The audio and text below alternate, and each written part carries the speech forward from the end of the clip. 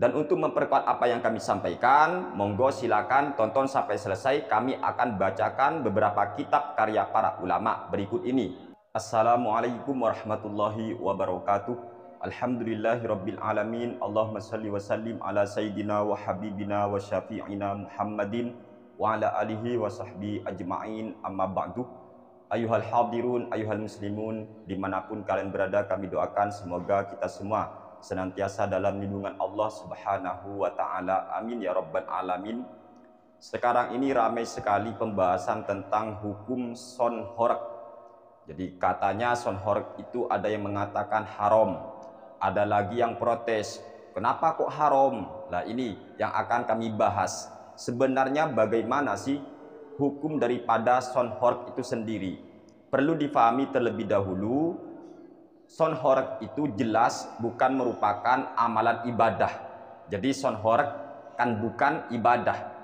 Kalau sudah kita tahu bahwa sonhorek itu bukan ibadah, maka kita lari kepada hukum asal daripada sesuatu, yaitu al-aslu fil asya'i al-ibahah hatta yadulad dalil ala tahrim.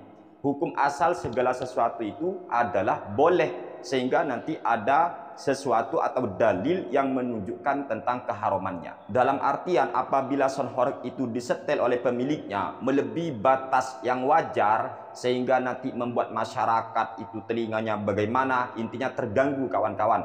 Apalagi nanti ada anak kecil, ada bayi, ada orang-orang sakit di sana, maka jelas ini akan menimbulkan doror. Lah ini yang nggak boleh nanti. Kalau seumpama terjadi hal yang demikian, maka jelas hukumnya adalah haram apabila menimbulkan doror, yaitu merugikan orang lain. Meskipun itu sonhorek milik sendiri, tetapi kalau sudah melebihi batas wajar, la yuhtamalu adatan, kalau di kitab-kitab itu kawan-kawan ya, maka hukumnya haram. Kenapa? Idza ini sudah menyakiti, itu gak boleh. Namun apabila sonhorek itu disetel secara wajar dan masyarakat itu tidak merasa terganggu, maka ini masih perlu ditafsir lagi, dirinci ulang teman-teman. Apabila nanti menimbulkan mafsadah yang lain, contoh nanti banyak orang wanita yang nanti berkumpul membuka aurat atau joget-joget yang gak layak itu kawan-kawan ya, maka tetap hukumnya bisa haram. Lah ini, tetapi kalau cuma sekedar nyetel lagu, nyetel musik atau apalah seumpama, dan tidak ada unsur-unsur yang bisa menunjukkan kepada keharaman, contoh tidak ada orang joget yang berlebihan, atau tidak ada campur baur antara pria wanita yang bukan mahram, atau sonhorek itu disetel di sebuah lapangan luas, kemudian di sana tidak ada rumah-rumah tetangga yang sehingga mereka tidak akan terganggu, maka boleh-boleh saja, asalkan tadi ya, asalkan nanti tidak ada campur baur wanita dan pria yang bukan mahram, atau joget-joget yang gimana itu kawan-kawan, atau ada yang mabuk-mabukan nanti ya. Tetapi kan hukumnya bukan sonhoreknya nanti, tetapi ininya yang akan kita hukumi begitu. Lah beda ketika kita nyetel sonhorek yang kalau disetel melebihi batas normal, sehingga secara adah itu mengganggu, menyakiti orang-orang, nanti ada orang sakit seumpama, nanti di sana ada bayi kecil yang sedang tidur sehingga nangis atau apalah. Nah, ini tolong ya diperhatikan.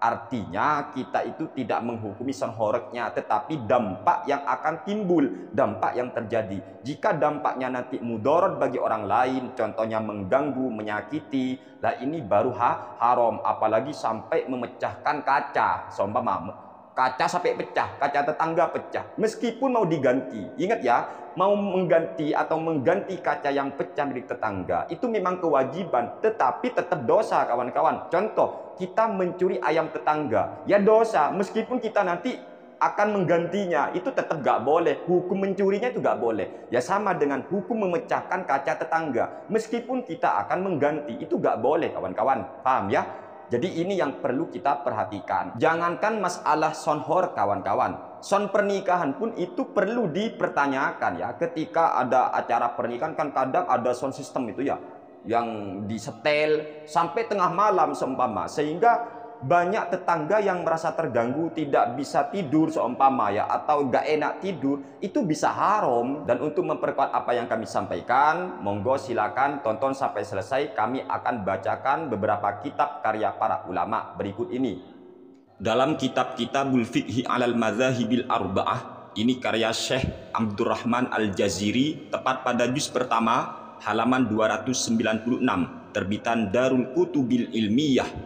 Ammat tasabihu wal istighatsatu bil laili qabla al adhani faminhum man qala innaha la tajuzu li anna fiha idza'an lin naimina alladzina lam yukallifhumullah.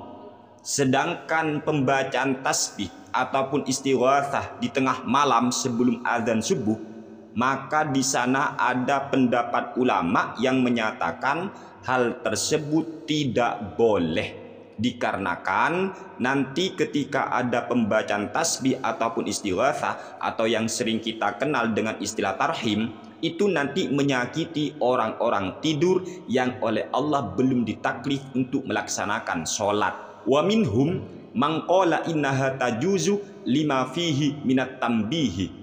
Dan ada ulama yang mengatakan pembacaan tasbih ataupun yang sering kita dengar istilah tarhim itu ada yang mengatakan boleh, dikarenakan hal tersebut memperingati atau memberikan warning, peringatan kepada masyarakat agar supaya mereka itu bersiap-siap melaksanakan sholat subuh secara berjemaah. Wa illam takun minal ahkamis syar'iyyati falaisat sunnatan wala mandubatan.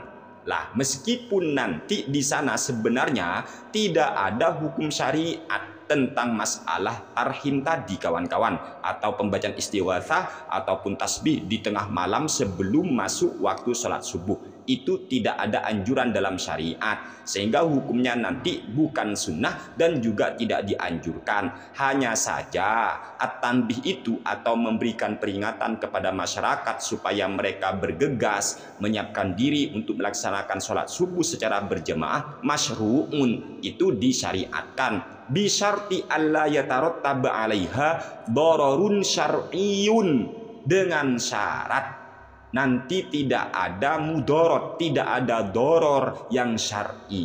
Ini syaratnya ya. Jadi pembacaan tarhim aja masih diberikan persyaratan oleh para ulama asalkan tidak terjadi doror. Intinya boleh kalau tidak ada doror, tidak menyakiti orang lain. Ya contohnya kalau konteksnya adalah sonhorak, maka jangan sampai keterlaluan sehingga nanti volumenya itu bisa mengganggu orang, apalagi orang yang mau istirahat, orang tidur, ya jelas tak boleh. Wal aula tarkuha, bahkan untuk masalah tarhim aja di sini yang lebih utama tinggalkan, gak perlu ada seperti itu katanya di sini. Illa idza kana al-gharadu minha iqadhun nasi fi ramadhana, kecuali kalau nanti ada tujuan membangunkan masyarakat di bulan Ramadan. Lah sehingga masyarakat itu kalau dibangunkan sebelum masuk waktu subuh, nanti mereka itu bisa masak nanti ya, adanya persiapan untuk makan sahur, maka boleh di sana li'anna fi dzalika manfaatan lahum, karena memang bermanfaat untuk masyarakat. Kemudian kita baca dalam kitab Ghayatul Talkhisil Murad min Fatawa Ibnu Ziyad atau pinggiran kitab Bughyatul Mustarsyidin pada halaman 85 terbitan Nurul Huda. Di sini ada penjelasan masalah ta'khiru sholatil isya'i ila thuluthil laili aw nisfihi khilaful aula wa qila makruhun wa la yusannu hina idzin raf'us sauti bil adhani li annahu yushawwishu falil imamil man'u minhu. Qultu yufhamu minhu annahu idza lam yakun thamma tashwishun bi angkana ghalibu ahlil baladi yaf'alunahu kama fi ramadhana fi ba'din nawahi la man'a min raf'is sauti hina idzin. Menunda atau mengakhirkan melaksanakan sholat isya sampai sepertiga malam ataupun separuh malam itu hukumnya khilaful aula. Ada juga yang mengatakan makruh menunda-nunda sholat isya sampai thuluthil lail. Ada yang mengatakan makruh. Kemudian wala yusannu hina idzin raf'us sauti bil adzan. Ketika ada orang yang mau melakukan sholat isya di pertengahan malam ataupun di sepertiga malam, itu tidak disunahkan untuk menyaringkan suara azan, li'annahu yushawwishu, karena orang itu kalau menyaringkan azan di sepertiga malam untuk sholat isya bisa mengganggu orang lain yang sedang tidur, sehingga falil imami alman minhu, bagi penguasa itu boleh melarang orang yang mau azan di tengah malam belum waktu subuh tetapi dia hanya untuk melakukan sholat isya, maka boleh dilarang, jangan azan keras-keras kamu gitu kawan-kawan. Qultu yufhamu minhu annahu idza lam yakun thamma tashwishun.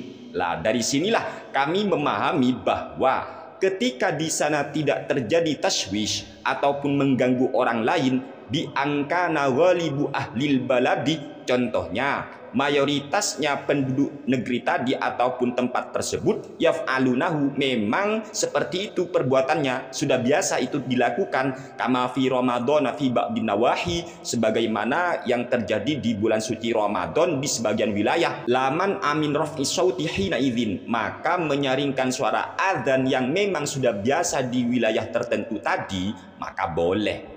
Ini artinya kawan-kawan, untuk menghukumi nyaring ataupun tidaknya volume sebuah sound system ataupun speaker itu nanti disesuaikan di wilayah itu. Kalau kebiasaan masyarakatnya itu memang sudah biasa seperti itu dan mereka itu mentolerir, tidak ada masalah, tidak ada yang merasa tersakiti, maka boleh-boleh saja, asalkan tadi kalau sound ya tidak ada sesuatu yang nanti melanggar syariat. Namun apabila di wilayah itu tidak biasa adanya sound system yang terlalu nyaring sehingga membuat masyarakat itu tersakiti, orang mau tidur terganggu, orang itu kalau sakit nanti tersakiti, maka hukumnya haram. Jadi perlu ditafsil ya, dirinci apakah mengganggu atau tidak. Ya kalau mengganggu haram sudah, tapi kalau tidak maka boleh, asalkan nanti tidak ada kemungkaran-kemungkaran yang lainnya nanti ya. Semoga apa yang kami sampaikan ini bisa bermanfaat untuk kita semua dan bisa dipahami. Wallahu a'lam bishawab. Wassalamualaikum warahmatullahi wabarakatuh.